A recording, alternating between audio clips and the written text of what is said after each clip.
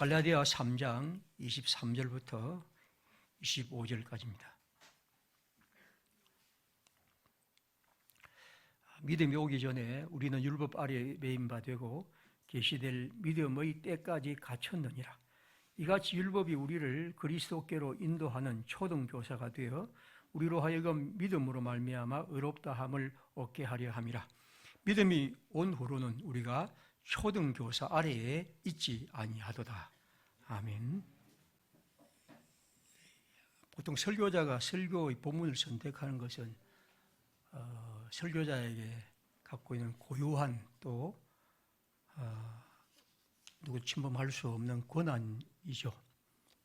그래서 설교자는 어찌하든지 자신의 관심 또 성도의 관심 또 시대의 얘기들과 연결해야 하는데, 실제로 우리가 이 튀르키예와 시리아의 지진 얘기 사건이 우리의 마음을 누르고 있습니다.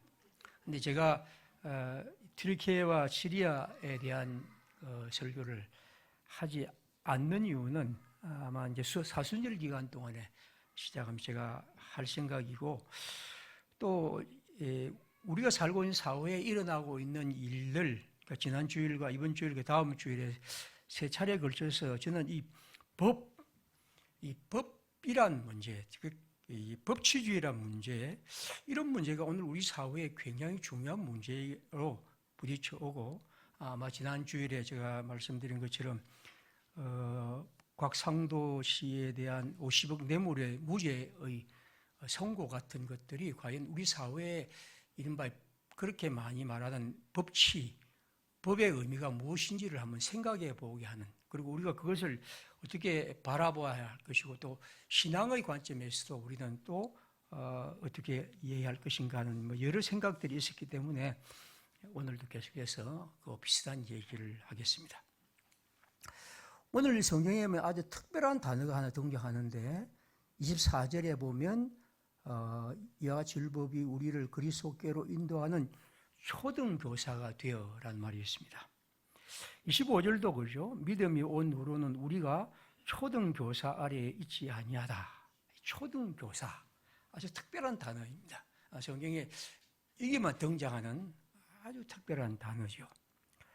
갈라디아서라는 성경은 아마 그 성경을 공부한 사람들에게 꽤 어려운 성경입니다. 그런데 거기에서 주제는 우리는 사도 바울이 늘 말했던 복음과 율법, 그리고 믿음과 율법의 행위, 이런 것이 이제 주제로 삼고 있고 이 문제를 다루고 있습니다. 그러면서 바울은 우리가 그리스도를 믿는 믿음이 중요한데, 그러면 하나님이 우리에게 말씀하신 율법은 어떤 의미를 갖는가라고 할 때, 오늘 성경에 보면 24절에 율법은 믿음에 볼 때 그리스도께로 인도하는 초등교사라고 했습니다. 그리고 25절에 보면 이제 믿음, 즉 예수를 믿는 믿음으로 구원을 얻는 지금 이후로는 우리가 이제 더 이상 그 초등교사 아래 있지 않다, 그렇게 말하죠. 초등교사, 중고등학교 교사도 있고 대학교도 교사가 있고, 그리고 우리가 초등교사하면 옆에 있는 대남초등학교를 생각하면서 또 우리 주위의 초등교사도 생각하고 여러 가지를 생각하게 되는 것이 단어입니다. 사실 이 단어는 번역하기가 굉장히 어려운 단어입니다. 제가 이 슬로보아스의 딸들이라고 해서 우리 교회에 이제 몇 사람이 만든 그 영어 성경을 번역하는 그런 이제 올려놓은데, 제가 거기에 보면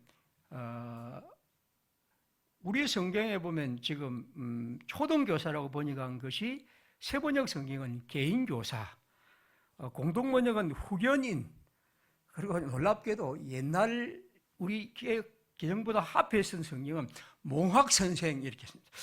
저는 옛날에 이 성경을 읽으면서 몽학선생, 도대체 제 나이의 사람들에게도 이 말이 전혀 다가오지 않는데, 여러분에게는 그렇고 아마 저보다 좀 나이가 더 많았던 사람들에게는 혹시 몽학선생이 뭔지를 다가올지 모르겠습니다. 그런데 하여튼 그렇게 번역을 했습니다. 몽학선생.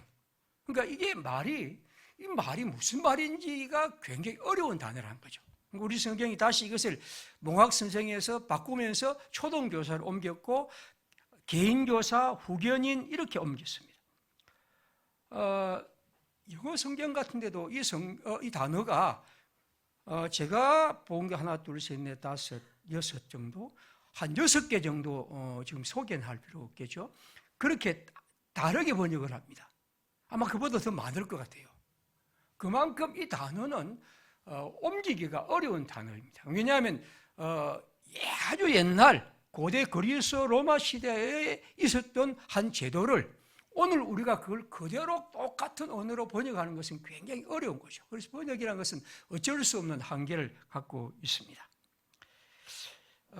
많은 사람들은 이것을 직역하면서 아동교육자 혹은 후견인 이렇게 옮기기도 합니다. 당시 고대 로마, 그리스 로마에서 이 귀족 자녀, 좀 상류층입니다. 이런 데서의 가정에서는 보통 이제 그 노예들을 이제 고용하죠. 노예 중에서 많이 여러분이 잘 아는 노예 중에서는 이제 뭐 요리사, 이발사, 미용사, 유모, 보모 이런 사람들이 다 노예들로서 그 귀족제의 아이들을 이제 기르는 사람들입니다. 특별히 지식 노예들이 많았는데 여러분이 잘 아는 가장 유명한 지식 노예는 이솝입니다. 이솝은 노예죠. 그런데 이솝 우화를 읽어보면 참 지금 읽어도 너무 멋진 글들이 많거든요. 그러니까 그만큼 그 당시에 우리가 이 노예들이 그냥 단지 뭐 쇠사슬에 매여서 막 강제 노역만 했던 그런 사람들만이 아니고 수많은 계층의 노예들이 있었던 거죠. 그래서 뭐 전쟁을 통해서 다른 나라의 왕족이나 혹은 또 공부를 많이 한 사람 데려오기도 하고 여러 가지 전문 직종을 데려오기도 했죠. 이런 것들이 이제 이 얘기입니다. 자, 그러면 보십시오.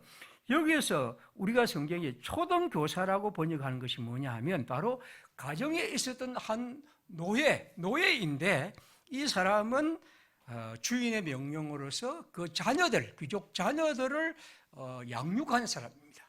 그런데 양육도 그냥 뭐 공부를 또 가르치는 그런 사람이라기보다도 아주 어릴 때에 아이들이 막 학교에 가기 전까지 가르친 그런 사람들. 때로는 이 사람들은 이제 아이들에게 했던 것이 뭐냐면 보통 그렇죠. 귀족의 자녀들은 그 어떤 그 도덕률이 있죠. 이건 해라, 이건 하지 말라 하는 이런 것이 이제 특별히 이들이 했던 거죠. 이를테면 우리가 친구를 되면 함부로 때리지 말라. 그러면 아이들은 여러분 알다시피 제 마음대로 행동하는 것이 아이들입니다. 그래서 어느 정도 보면 그건 안 해, 그건 하지 말아야 해 하는 그런 것을 가르쳐줘야 합니다. 침을 뱉지 말라.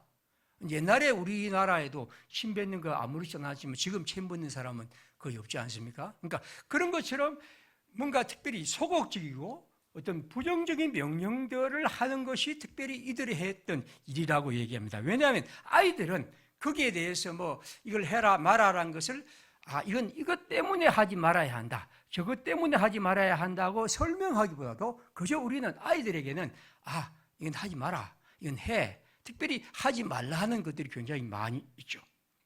그러니까 여기에서 그 당시 부유한 헬라 로마 시대의 그런 사람들 중에서 이런 노예들을 통해서 이 사람을 교육하고 이런 사람들의 좀 인품을 통해서 아이들을 잘 훈육하는 그런 어떤 사람들, 이 사람들을 보통 이렇게 그 오늘 성경에 말하고 있는 그런 이제 사람입니다.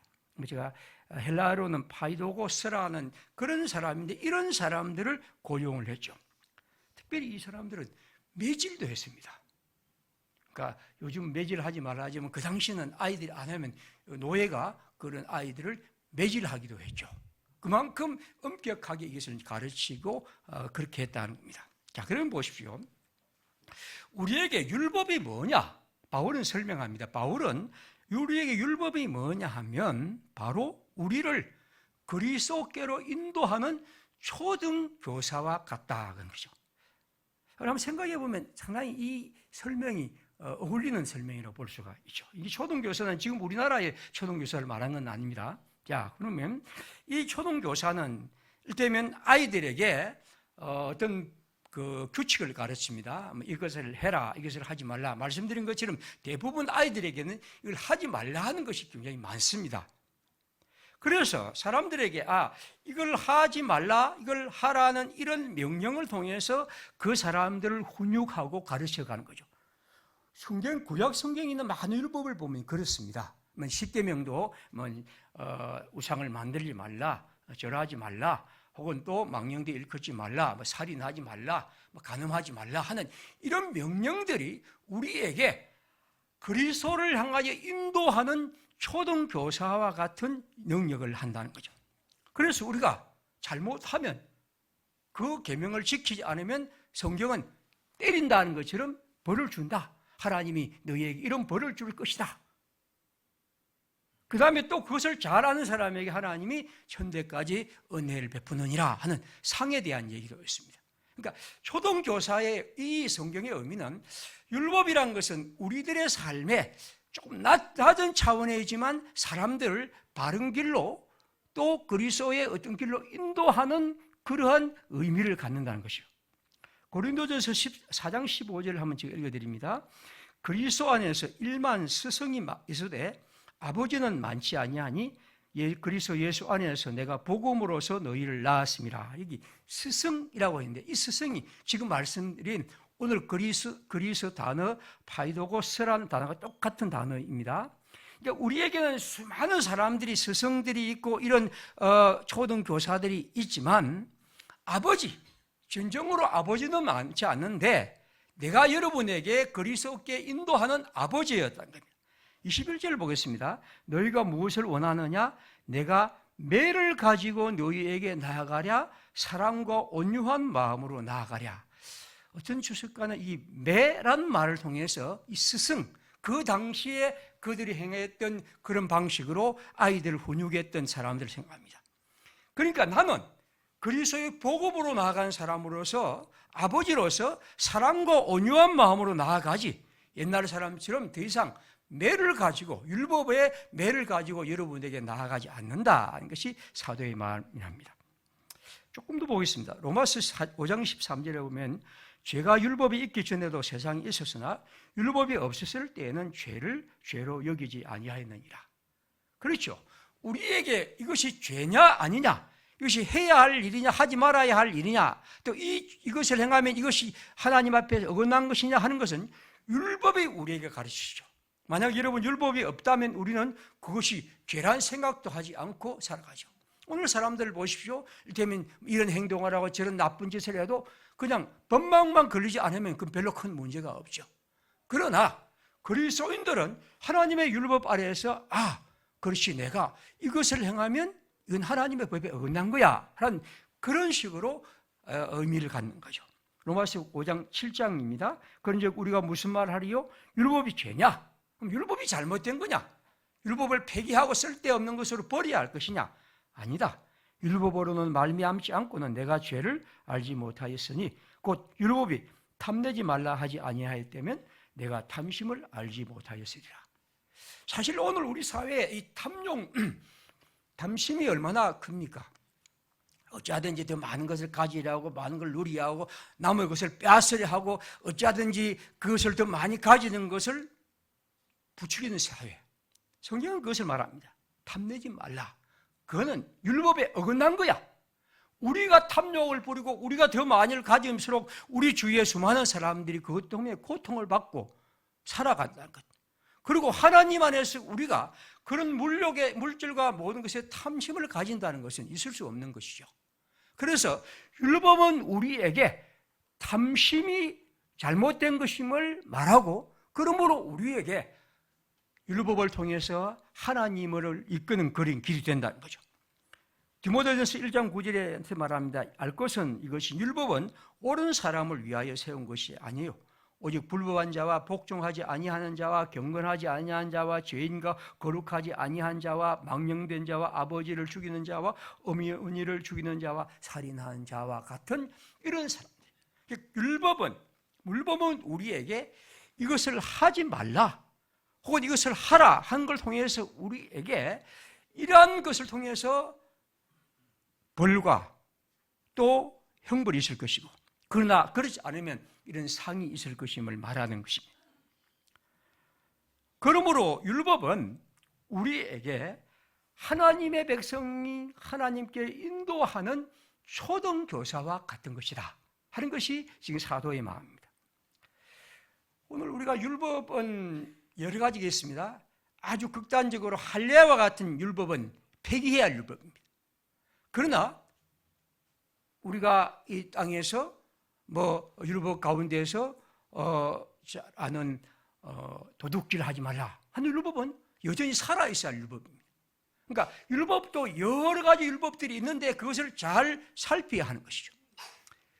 요즘 우리 그 교회 토요일에 와서 이제 이주 노동자들이나 혹은 또 이주민들나 또 학생들 중에서 이제 한국어 교육을 받는데 제가 많은 사람이 무슬림에서 많이 옵니다.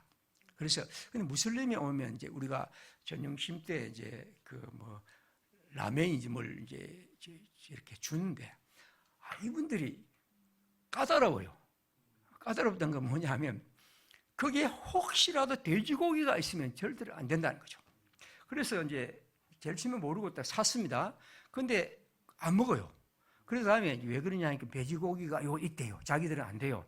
그래서 이제 그러면 없는 걸 어떤 제품이냐 하니까 얘기를 하더래요. 그래서 제가 사서 이제 가져가니까 한참 찾더만 거기 어디 조금 있는데 거기에 있대요. 그 그림 뭐가 있대. 그래서 안 먹는데요. 그래서 이제 베트남 칼국수 그건 좀 괜찮다고 그래서 지금 이제 그것도 하고 하는데 제가 가만히 보면서 야 이분들은 물론 저는 그런 문화에 대해서 제가 나무랄 생각은 없지만 야 이 별것도 아닌 걸 갖고 왜 이래 어렵게 살아. 예수님의 말씀처럼 우리에게 들어가는 것이 그러한 음식이 아니고 우리 안에 있는 불의와 탐욕과 도둑질과 또 이런 것들이 우리들의 더 큰 문제인데 이것이 관심이지 왜 이렇게 할까? 개인적으로 제가 그런 말은 할 수도 없고 그렇게 한번 생각해 본 적이 있습니다. 율법이란 것은 그런 법도 우리가 깨끗하게 거룩하게 이 땅을 살아가는 방식으로 예전에 우리에게 준 것인데 그거의 의미가 무엇인지를 잘 살펴야 하는데 어떻게 보면 여전히 우리는 그런 굴레에 있었던 유대인들을 우리가 볼 수가 있습니다. 유대인들의 유명한 금령 가운데 하나가 뭐냐면 율법의 주위에 울타리를 치라 하는 그런 말이 있습니다.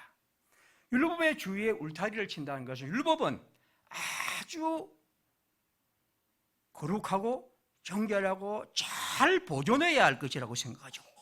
그래서 그 율법에 어느 누구도 접근해서 손상하지 않도록 계속 울타리를 치는 겁니다. 그러면 그 율법은 손상하지 않고 그대로 보존할 수 있겠죠. 근데 그 결과 어떤 문제가 됩니까? 끝없는 울타리를 통해서 율법의 진정한 의미가 그것이 우리 율법에서 말하는 의미가 사라져버리는 거죠. 그래서 그 당시 예수님의 유명한 그들의 안식일 조항들을 보시면 그런 걸 볼 수 있죠.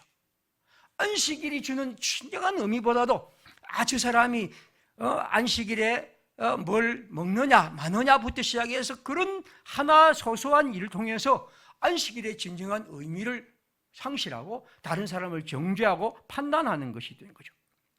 초등교사의 두려움이란 것은 뭡니까? 초등교사란 이 의미는 우리를 그리스도께 인도하는 그런 의미입니다. 때로는 그 과정에서 이것은 하라, 하지 말라, 이걸 하면 너는 안 돼, 벌 받아, 매받아 하는 그런 얘기를 우리 할 수가 있습니다. 그걸 많이 설명할 수는 없죠. 여러분 아이들에게 하나하나를 설명할 수는 없습니다. 그러나 시간이 되고 나이가 들어갈수록 그 문제를 스스로 알아가기도 하고 설명하면서 그리고 그와 정반대에 대한 얘기를 통해서 그 의미가 더욱더 확대되는 것이죠. 우리도 유치원 교사나 초등학교 교사는 아이들에게 하나하나를 설명하지 않습니다. 설명할 필요도 없고 왜냐하면 그것은 아직까지 아이들이 그것을 다 이해하기 어려운 거죠.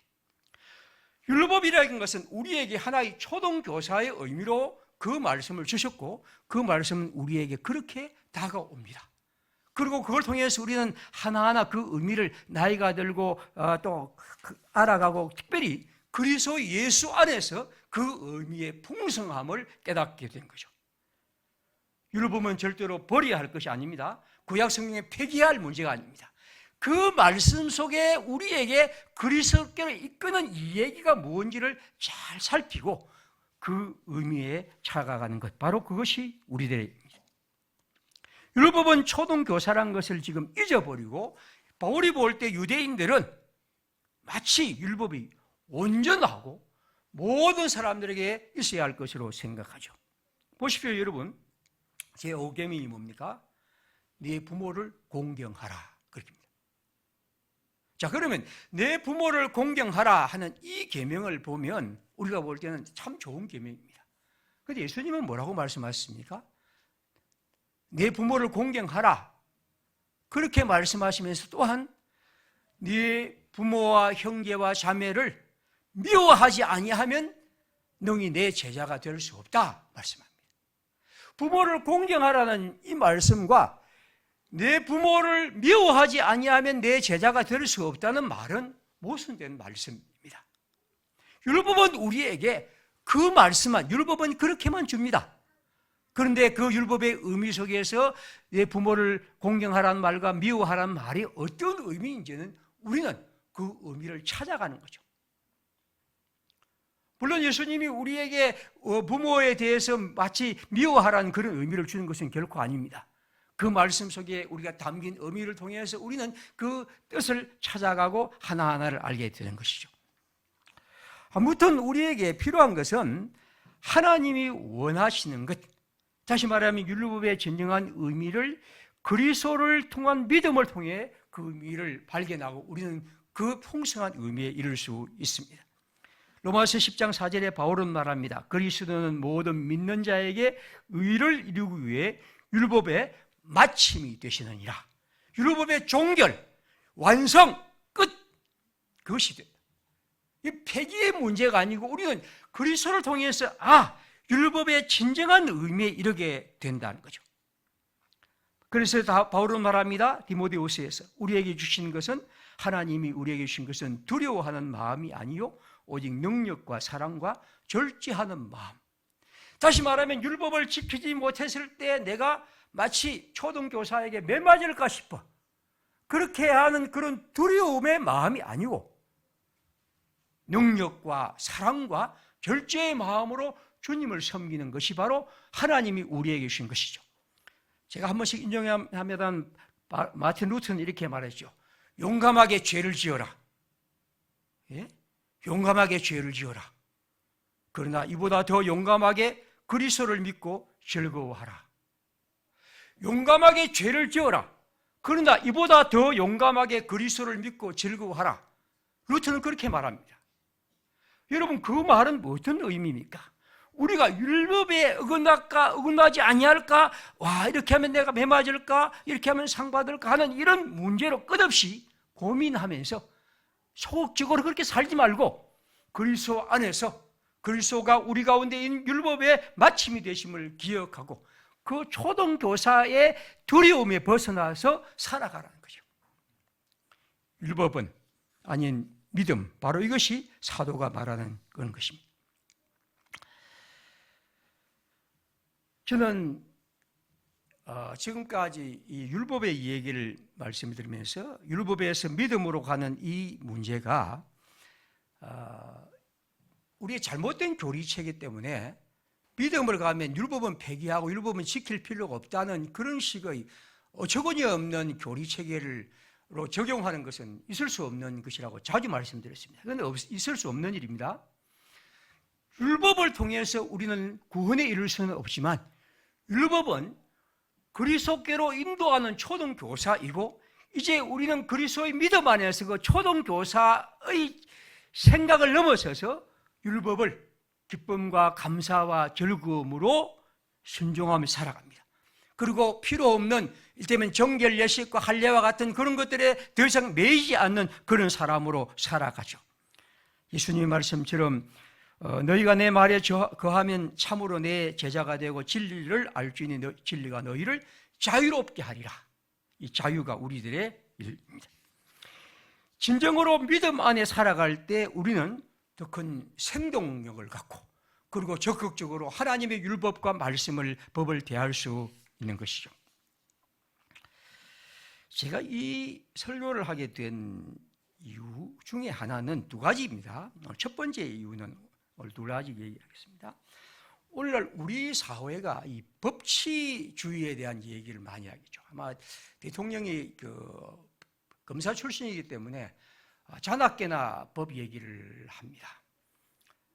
아마 오늘도 하고 내일도 하고 계속 법 할 겁니다. 그들은 생각하죠. 법을 잘 집행하고 시행하면 한 나라의 정의가 설 수 있다고 얘기를 합니다. 과연 그럴까요? 한 사회를 지탱하는 정의와 평화와 이런 평등이 법의 진정한 잘 집행함으로 될 수 있을까 하는 거죠. 저는 법은 바울의 말처럼 초등교사입니다. 다시 말하면 우리를 어떤 참된 것으로 인도하는 하나의 단계일 뿐입니다. 그래서 저는 법학도를 그렇게 좋아하지는 않습니다. 왜냐하면 그들은 그것이 굉장한 것처럼 생각하고 그 안에 모든 것이 들어있는 양 생각하는데 그렇지 않습니다. 법은 바울의 말처럼 초등교사를 깔보는 것이 아니고 초등교사는 아이들 그만한 나이에는 꼭 필요한 분입니다. 그 정도로 가르쳐야지 거기에 대학생처럼 가르치서는 안 되는 거죠. 그런데 이것에 의지하게 되면 뭐가 됩니까? 인간은 타율적이 될 뿐 아니라 그 자체에서 머물게 되면 어떤 문제가 일어납니까? 이 법치란 것을 통해서 우리는 지금 일어나는 여러 일들을 우리가 볼 수 있습니다. 저는 곽상도 씨의 그 50억 원 뇌물에 대한 무죄는 역시 법치주의가 낳은 하나의 산물이라고 봅니다. 즉 법의 형식적인 적용과 그 법률 하나하나에 들어가면 법의 기술자들은 그것이 결코 죄가 안 되도록 만들 수 있는 검사의 논고도 가능하고 그것을 결코 죄가 아닌 것처럼 만들 수 있는 판사들의 논고도 가능합니다. 왜냐하면 법은 권력과 힘의 문제들과 연결되어 있기 때문이죠. 그리고 우리는 알다시피 이 법이란 것이 얼마나 엉터리인지를 알죠. 성범죄자 법무차관 김학의의 무죄 사건은 한국 사회의 법이란 것이 얼마나 엉터리인 걸 우리에게 보여주고 있죠. 저는 그거 볼 때마다 도대체 이 법을 갖고 있는 사람들은 그걸 보면서 진짜 통곡해야 할 그런 일이라고 그러죠. 어떻게 그 사람이 무죄가 될 수 있는 사회가 한국 사회고 우리가 민주주의 사회라고 말할 수 있는가 하는 거죠. 저는 그런 의미에서 검사나 판사들이나 변호사들은 도대체 있을 수 없는 그런 거죠. 법에 대해서 아주 많이 말하는 사람은 이 한비자라는 사람입니다. 한비자는 보통 법가 사상이라고 하죠. 그는 이런 얘기를 합니다. 한비자라는 책에서 법은 신분이 귀한 자에게 아부하지 않고 먹줄은 구분 모양에 따라 구부려 사용하지 않는다. 법률의 제재를 가하면 지혜로운 사람도 논쟁할 수 없으며 용맹스러운 사람이라도 감히 다투지 못한다. 대신이라 해서 잘못을 저지르고 형벌을 피할 수 없으며 착한 행동을 칭찬하고 상주는 일에는 평범한 백성이라 죄에서 제외되지 않는다. 쫙 얘기하면서 법과 사상과 함께 법을 자랑합니다. 그걸 68쪽에 있는데 다 읽으면서 이 사람 진짜 법 좋아하구나. 그러면서 이제 137쪽에 이런 얘기를 하나 합니다. 송나라에 한 부자가 있었는데 비가 내려서 담장이 무너졌습니다. 자, 아들이 말했습니다. 아버지, 담장을 수리하지 않으면 반드시 도둑이 될 것입니다. 담장이 무너졌습니다. 비가 와서. 그래서 아들이 말합니다. 아버지, 담장을 수리하지 않으면 반드시 도둑이 될 것입니다. 아들이 말했습니다. 그런데 이웃의 노인이 똑같이 했습니다. 여보게, 담장을 수리하지 않으면 반드시 도둑이 될 것이요. 그런데 과연 그날 밤에 도둑이 들어서 재물을 도둑맞았습니다. 자, 그러자 집안 사람들은 아들은 아주 지혜롭고 똑똑하다고 칭찬했지만 이웃 노인에 대해서는 저 사람이 아닐까 하고 의심을 했습니다. 두 사람이 말한 것은 똑같이 적중했는데 두 사람이 받는 태도는 다르다는 거죠. 법이란 것은 여러분, 법이란 것은 그냥 하나의 붕 떠 있는 것이 아니고 끝없이 하나의 맥락과 삶의 얘기입니다.